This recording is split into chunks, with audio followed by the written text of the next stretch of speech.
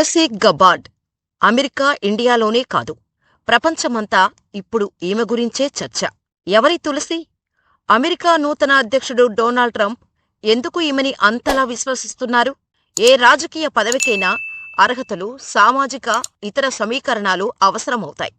కాని అమెరికా లాంటి అగ్రరాజ్యానికి ఇంటెలిజెన్స్ అధిపతిగా ఎంపికవ్వాలంటే అధ్యక్ష స్థానంలో ఉన్నవారి విశ్వాసాన్ని పొందాలి. చాలా కొద్ది సమయంలోనే తులసి గబార్డ్ ఆ ఘనత సాధించారు. నేషనల్ ఇంటెలిజెన్స్ డైరెక్టర్గా మాజీ MP lieutenant colonel Tulsi Gabbard పనిచేయబోతున్నారని ప్రకటించేందుకు చాలా సంతోషిస్తున్నామని ట్రంప్ ప్రకటించగానే యావత్ ప్రపంచం ఆశ్చర్యపోయింది. కట్టర్ క్రిస్టియన్గా పేరున్న ట్రంప్ కట్టర్ హిందూ అయిన తులసికి అత్యంత కీలకమైన ఇంటెలిజెన్స్ చీఫ్ పదవి ఎందుకు కట్టబెట్టారు? ఎన్నికలకు కొద్ది వారాల ముందే రిపబ్లిక్ పార్టీలో చేరిన తులసికి ట్రంప్ ఎందుకింత ప్రాధాన్యత ఇస్తున్నాడు అనే అంశంపై జోరుగా చర్చ జరుగుతోంది. అతి కొద్ది సమయంలోనే ట్రంప్ అభిమానం చూరగొని కీలక ఇంటెలిజెన్స్ అధిపతిగా బాధ్యతలు స్వీకరించనున్నారు. అమెరికాలోని మొత్తం 18 నిఘా సంస్థలు ఆమె పర్యవేక్షణలోనే పనిచేస్తున్నాయి. కీలకమైన CIA అధిపతి కూడా తులసికే రిపోర్టు చేయాల్సి ఉంది. ఇలా తులసి నిఘా సమాచారాన్ని క్రోడీకరించి రోజువారీ సమాచారాన్ని అధ్యక్షుడు ట్రంప్కు అందిస్తారు. ఒక హిందువు ఈ పదవిని దక్కించుకోవటం అమెరికా దేశ చరిత్రలో ఇదే తొలిసారి. పేరును బట్టి ఈమె భారత మూలాలున్న మహిళ అనుకుంటే పొరపాటే. భారతదేశానికి తులసికి ఎలాంటి సంబంధం లేదు. అమెరికాలోని సమోవాలో మైక్ గబార్డ్, కెరోల్ గబార్డ్ దంపతులకు 1981లో తులసి గబార్డ్ జన్మించారు. గబార్డ్ పుట్టిన 2 ఏళ్లకు అంటే 1983లో ఆమె కుటుంబం అమెరికాలోని హవాయి వెళ్లి స్థిరపడింది. హవాయికి వచ్చిన తర్వాత తులసి తల్లి కెరోల్ గబార్డ్ హిందూ మతం స్వీకరించారు. ఆమె తండ్రి ఒక Roman Catholic Christian. Carol Gabbard Hindu మత ప్రభావంతో తన పిల్లలకు భక్తి, జై, ఆర్యన్, తులసి, బృందావన్ అని హిందూ పేర్లు పెట్టారు. తులసి గబార్డ్ కూడా తనకు భారతీయ మూలాలు లేవని, కాని తనను తాను హిందువుగా గర్వంగా చెప్పుకుంటారు. తులసి తండ్రి మొదట్లో అంటే 2004 నుంచి 2007 మధ్య రిపబ్లికన్ పార్టీలో కొనసాగారు. ఆ తర్వాత 2007 నుంచి డెమోక్రటిక్ పార్టీలో చేరారు. డెమోక్రటిక్ పార్టీ తరపున 2013లో తొలిసారి హవాయి రాష్ట్ర ఎంపీగా తులసి ఎన్నికయ్యారు. అమెరికా కాంగ్రెస్కు ఎన్నికైన తొలి హిందువుగా రికార్డు సృష్టించారు. భగవద్గీత సాక్షిగా ప్రమాణం చేసి సభలో అడుగుపెట్టారు. కాంగ్రెస్ సభ్యురాలిగా ఆరోగ్య సంరక్షణ, ఉచిత కాలేజీ విద్య, గన్ కల్చర్ నియంత్రణ వంటి విషయాలకు ఆమె మద్దతునిచ్చారు. 2016లో ఆమె డెమోక్రటిక్ అభ్యర్థి బెన్నీ సాండర్స్ కోసం ప్రచారం చేశారు. ఆ సమయంలో రిపబ్లికన్ పార్టీ అభ్యర్థి డొనాల్డ్ ట్రంప్పై తీవ్ర విమర్శలు కూడా చేశారు. 2020లో జో బైడెన్ అభ్యర్థిత్వానికి ముందు డెమోక్రటిక్ అధ్యక్ష అభ్యర్థిగా పోటీ చేయాలని ఆమె భావించారు. కాని కుదరలేదు. 2021లో ఎంపీగా తులసి పదవీకాలం అయిపోయిన తర్వాత ఆమె కొన్ని విషయాల్లో డెమోక్రటిక్ పార్టీని వ్యతిరేకించి ట్రంప్కు పరోక్షంగా మద్దతు తెలిపారు. డెమోక్రాట్ కావటంతో కమలా హ్యారిస్కు వ్యతిరేకంగా ట్రంప్కు పలు విషయాల్లో సాయమందించారు. విదేశాంగ విధానం, సామాజిక సమస్యలపై డెమోక్రటిక్ పార్టీ విధానాలను తప్పుబడుతూ 2022 అక్టోబర్లో ఆమె పార్టీని వీడి ట్రంప్కు బహిరంగంగా మద్దతు పలికారు. ఆ తర్వాత 2024లో ఎన్నికలకు కొద్ది వారాల ముందే రిపబ్లికన్ పార్టీలో చేరారు. ఇక అమెరికాలో తన హిందూ ఐడెంటిటీని దాచుకోని నేతగా తులసి గుర్తింపు తెచ్చుకున్నారు. 2015లో అమెరికాలోని హవాయిలో జరిగిన తులసి గబార్డ్ వివాహం భారత్లోనూ చర్చనీయాంశమైంది. హాలీవుడ్ సినిమాటోగ్రాఫర్ అబ్రహం విలియమ్స్ను హిందూ సంప్రదాయంలో ఆమె వివాహం చేసుకున్నారు. తులసి పెళ్లికి అమెరికాలోని అప్పటి భారత రాయబారి తరణ్జిత్ సంధు, బీజేపీ కీలక నేత రామ్ మాధవ్ కూడా హాజరయ్యారు. ఆ సమయంలో రామ్ మాధవ్ బీజేపీకి జాతీయ అధికార ప్రతినిధి. అంతకుముందు 10 ఏళ్లకు పైగా RSS జాతీయ అధికార ప్రతినిధిగా ఆయన పనిచేశారు. వివాహ వేడుకలో ప్రధాని నరేంద్ర మోడీ వ్యక్తిగత సందేశాన్ని రామ్ మాధవ్ చదివి వినిపించి వినాయకుడి ప్రతిమను బహుమతిగా అందజేశారు. వివాహానికి కొద్ది నెలల ముందే తులసి గబార్డ్ తొలిసారి భారత్లో పర్యటించారు. 3 వారాలు భారత్లో పర్యటించిన ఆమె ప్రధాని మోడీ, కేబినెట్ మంత్రులు, ఆర్మీ చీఫ్తో సమావేశమయ్యారు.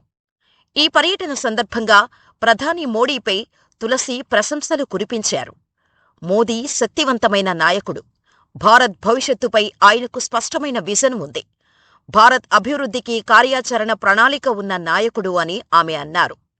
అంతేకాకుండా ఒక పాఠశాలలో చీపురు పట్టుకుని ఊడ్చి మోడీ స్వచ్ఛ భారత్ ప్రచారానికి తులసి మద్దతు తెలిపారు. యోగాను ప్రపంచస్థాయికి తీసుకెళ్లాలనే మోడీ ప్రయత్నాలకు ఆమె బలమైన మద్దతుదారుగా నిలిచారు. 2014 సెప్టెంబర్లో తొలిసారి ప్రధాని మోడీని కలిసినప్పుడు చిన్నప్పటి నుంచి తన దగ్గర దాచుకున్న భగవద్గీతను ఆయనకు కానుకగా ఇచ్చారు. మోడీ ఎప్పుడు అమెరికాకు వెళ్లినా, తులసి ఎప్పుడు భారత్కు వచ్చినా ఖచ్చితంగా ఆయన్ను కలుస్తారు. 2014 నుంచి ప్రతి విషయంలోనూ మోడీకి తులసి మద్దతు ఇస్తున్నారు. 2002 గుజరాత్ గోద్రా అల్లర్ల ఆరోపణల కారణంగా నరేంద్ర మోడీకి వీసా మంజూరు చేసేందుకు అమెరికా ప్రభుత్వం నిరాకరించటాన్ని విమర్శించిన కొద్దిమంది నేతల్లో తులసి గబార్డ్ కూడా ఉన్నారు. ఇక ఇండియాలోని జాతీయవాద సంస్థ రాష్ట్రీయ స్వయం సేవక్ సంఘ్ మద్దతురాలిగా తులసి విమర్శలు ఎదుర్కొన్నారు. 2019లో డెమోక్రటిక్ పార్టీ తరపున క్యాంపెయిన్లో భాగంగా ఆడిటోరియం లోపల ఆమె మాట్లాడుతుండగా తులసి తులసి అంటూ నినాదాలు పోటెత్తాయి. వేదిక బయట కూడా అంతే స్థాయిలో ఆమెకు వ్యతిరేకంగా నినాదాలు వెల్లువెత్తాయి. ఎందుకంటే తులసి ఆర్ఎస్ఎస్కు అనుకూలంగా ఉంటున్నారనేది ఆమెకు వ్యతిరేకుల ఆరోపణ. తులసిని RSS యువరాణిగా సంబోధించారు.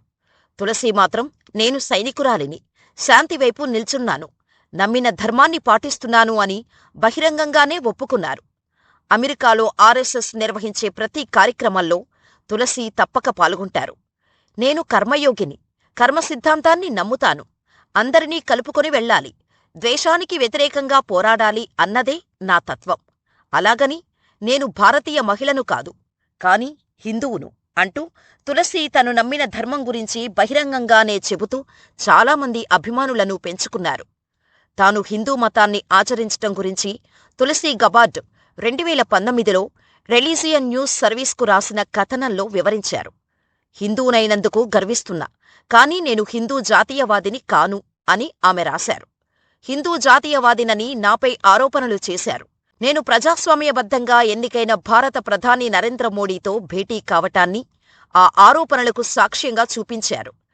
President Barack Obama, president Donald Trump, Hillary Clinton సహా కాంగ్రెస్లోని నా సహచరులు చాలామంది మోడీని కలిసినప్పటికీ నాపై మాత్రమే ఇలాంటి ఆరోపణలు చేశారు అని ఆమె వాపోయారు. అందరికీ కలుపుకోపోయే తన దృక్పథం కారణంగానే క్రైస్తవులు, ముస్లింలు, యూదులు, బౌద్ధులతో పాటు వివిధ మతాలకు చెందిన వారి నుంచి తనకు మద్దతు లభిస్తోందన్నారు. దురదృష్టకరమైన విషయమేంటంటే హిందూ ఫోబియా ఉందనేది నిజం. ఈ పార్లమెంటు, అధ్యక్ష ఎన్నికల ప్రచార కార్యక్రమాల్లో దాన్ని నేను ప్రత్యక్షంగా చూశాను. మన దేశంలో హిందువులు నిత్యం భరించాల్సిన దానికి ఇదొక ఉదాహరణ మాత్రమే. అయితే మన రాజకీయ నాయకులు, మీడియా దీనిని సహించలేకపోగా ప్రచారం కూడా చేస్తుండటం బాధాకరం అని 2020లో ఆమె ట్వీట్ చేశారు. తులసి గబార్డ్ చాలా సందర్భాల్లో భగవద్గీత గురించి ప్రస్తావిస్తూ అందులోని శ్లోకాలను వెల్లవేస్తూ కనిపించేవారు. పార్లమెంటుకు ఎన్నికైన తొలిసారి ఆమె భగవద్గీతపై ప్రమాణం చేశారు. ప్రమాణ స్వీకారం తర్వాత తులసి మాట్లాడుతూ, నా దేశం కోసం, పొరుగువారి కోసం నా జీవితాన్ని అంకితం చేసేందుకు భగవద్గీత నాకు స్ఫూర్తినిచ్చింది అని చెప్పారు. 2020లో కరోనా కారణంగా ప్రపంచం కష్టకాలంలో ఉన్న సమయంలో తులసి గబార్డ్ డెమోక్రటిక్ పార్టీ అధ్యక్ష అభ్యర్థిత్వ రేసులో నిలిచారు. అనంతరం ఆమె భగవద్గీత గురించి ఓ వీడియోను విడుదల చేశారు. అందులో ఈ కష్టకాలం నాకు మిడిల్ ఈస్టులో పనిచేసిన నాటి రోజులను గుర్తుకు తెస్తోంది. ఇప్పటి పరిస్థితిలాగే అప్పట్లో మా ప్రాణాలు నిత్యం ప్రమాదంలో ఉండేవి. ఇప్పుడు చనిపోతున్న తరహాలోనే అప్పుడు కూడా చాలామంది చనిపోయారు. ఇప్పుడు నాకు భగవద్గీత ధైర్యాన్ని ఇస్తుంది అని పేర్కొన్నారు. భారత్ను అమితంగా అభిమానించే తులసిది ఉగ్రవాదాన్ని ఏమాత్రం ఉపేక్షించని నైజం. 2021లో దుర్గాపూజ సందర్భంగా బంగ్లాదేశ్లో హింస చెలరేగి దాదాపు 100కు పైగా హిందూ కుటుంబాలపై దాడులు జరిగాయి. అనేక హిందూ దేవాలయాలు, ఇళ్లు, దుకాణాలు ధ్వంసం చేశారు. ఈ దాడులను తీవ్రంగా ఖండిస్తూ తులసి గబార్డ్ ఓ వీడియో సందేశాన్ని విడుదల చేశారు. బంగ్లాదేశ్లో దేవాలయాలపై దేవుడిని ఆరాధించే భక్తులపై ఇంతటి ద్వేషం, హింసను చూసి నా గుండె బద్దలవుతోంది. దేవాలయాలను, విగ్రహాలను ధ్వంసం చేయటం ఈ జిహాదీలు నిజంగా దేవుడికి ఎంత దూరంగా ఉన్నారో తెలియచేస్తోంది. ద్వేషంతో రగిలిపోతున్న ఈ జిహాదీ శక్తుల నుంచి హిందువులు, క్రైస్తవులు, బౌద్ధులతో సహా ఇతర మైనారిటీలను రక్షించేందుకు లౌకికవాదిగా చెప్పుకునే బంగ్లాదేశీ ప్రభుత్వం చర్యలు చేపట్టాల్సిన సమయం వచ్చింది అని తులసి ఆ వీడియోలో పేర్కొన్నారు. అంతకుముందు బంగ్లాదేశ్, పాకిస్తాన్లోని హిందువులు, ఇతర మైనారిటీల రక్షణకు సంబంధించిన ప్రతిపాదనలను అమెరికా పార్లమెంటు ముందుంచారు. బంగ్లాదేశ్లో 1971లో హిందువులపై అరాచకాలు మొదలయ్యాయని, దీనికి పాకిస్తాన్ సైన్యమే బాధ్యత వహించాలని ఆమె ఈ సందర్భంగా అన్నారు. అలాగే పుల్వామాలో భారత సైన్యంపై ఉగ్రవాదులు దాడి చేసినప్పుడు కూడా తీవ్రంగా స్పందించారు. టెర్రరిస్టులకు ఆశ్రయం ఇవ్వటాన్ని పాకిస్తాన్ మానుకోవాలని హెచ్చరించారు. 2019 ఆగస్టు 5న నరేంద్ర మోడీ ప్రభుత్వం ఆర్టికల్ 370ని తొలగించడం ద్వారా జమ్మూ కశ్మీర్కు ప్రత్యేక హోదాను రద్దు చేసింది. రాష్ట్రాన్ని జమ్మూ కశ్మీర్, లద్దాఖ్ అనే 2 కేంద్రపాలిత ప్రాంతాలుగా విభజించింది. దీని గురించి తులసి గబార్డును ప్రశ్నించినప్పుడు కశ్మీర్ సమస్య జటిలమైనది. గతంలో జరిగిన పరిణామాల కారణంగా చాలామంది తమ ఇళ్లను వదిలేసి పారిపోవాల్సి వచ్చింది. నేటికీ వారు తిరిగి రాలేకపోయారు అని ఆమె అన్నారు. ఆర్టికల్ 370 గురించి ప్రస్తావించని ఆమె, గత ప్రభుత్వ విధానాలు, చట్టాల ప్రకారం స్వలింగ సంపర్కం అక్కడ చట్టవిరుద్ధం. కొద్ది రోజుల క్రితం నేనొక మహిళను కలిశాను. కశ్మీరీ మహిళలకు ఆస్తిని కలిగి ఉండే హక్కు లేదు. ఇలాంటి విధానాల వల్ల అక్కడి మహిళలు అణచివేతకు గురవుతున్నారు అని అన్నారు. తద్వారా ఆర్టికల్ 370 రద్దును సమర్థించారు. మొత్తానికి ఇండియాపై తన అభిమానం చూపించటంలో ఎలాంటి మొహమాట పడని తులసి పాకిస్తాన్పై విరుచుకుపడటంలోనూ ఏమాత్రం వెనక్కి తగ్గరు. కట్టర్ క్రిస్టియన్గా పేరున్న ట్రంప్, కట్టర్ హిందూ అయిన తులసికి అత్యంత కీలకమైన ఇంటెలిజెన్స్ చీఫ్ పదవి ఎందుకు కట్టబెట్టారు? అమెరికా ఇంటెలిజెన్స్ చీఫ్గా తులసి ఎంపిక కావడం వల్ల మన దేశానికి ఎలాంటి లబ్ధి చేకూరుతుంది? పాకిస్తాన్ ఎలా నష్టపోతుందో మీ అభిప్రాయాలను కామెంటు రూపంలో తెలియచేయండి. అలాగే ఈ వీడియో నచ్చితే మన ఛానల్ని సబ్స్క్రైబ్ చేసుకుని వీడియోని లైక్ చేసి షేర్ చేయండి.